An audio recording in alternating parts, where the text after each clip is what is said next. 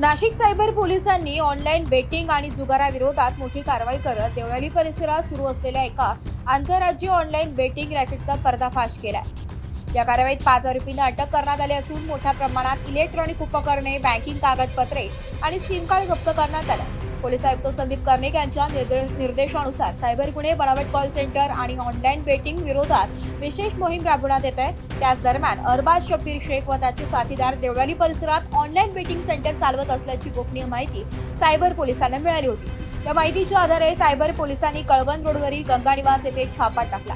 कारवाई दरम्यान 5 आरोपींना ताब्यात घेण्यात आले। त्यांच्या ताब्यातून 4 लॅपटॉप, 18 मोबाईल फोन, 3 राउटर, विविध बँकांची 54 passbook, 4 chequebook, 25 ATM card, 26 SIM card तसेच व्यवहाराच्या नोंदणी असलेल्या वह्या जप्त करण्यात आल्या। प्राथमिक तपासात आरोपी क्रिकेट बेट 99, 11 बाय आणि प्ले कसिनो या वेबसाईटच्या माध्यमातून ऑनलाईन बेटिंग प्लॅटफॉर्म चालवत असल्याचं तसेच ग्राहकांकडून ऑनलाईन आर्थिक व्यवहार करण्यात येत असल्याचं उघड झालंय। त्या प्रकरणी नाशिक शहर सायबर पोलीस ठाण्यात भारतीय न्याय संहितेद्वारा गुन्हा दाखल करण्यात आलाय।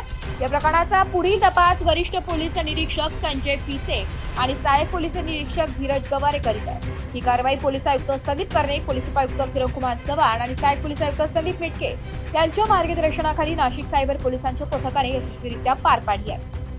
काय नेमकी कारवाई केली आहे? बराचसा मुद्देमाल ठिकाणी 5 आरोपी देखील ताब्यात आहेत। माननीय पोलीस आयुक्त साहेब यांनी नाशिक शहरात सायबर गुन्हेगारी रोखण्यासाठी त्यांनी आदेशित केलं होतं की कॉल सेंटर्स, ऑनलाईन गेमिंग आणि सायबर रिलेटेड इतर जे काही ॲक्टिव्हिटी आहेत त्याच्यावर प्रतिबंध कारवाई करावी असे आदेश दिले होते।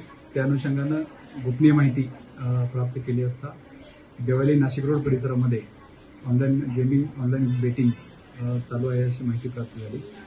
त्या ठिकाणी सायबरची टीम रवाना करण्यात आली।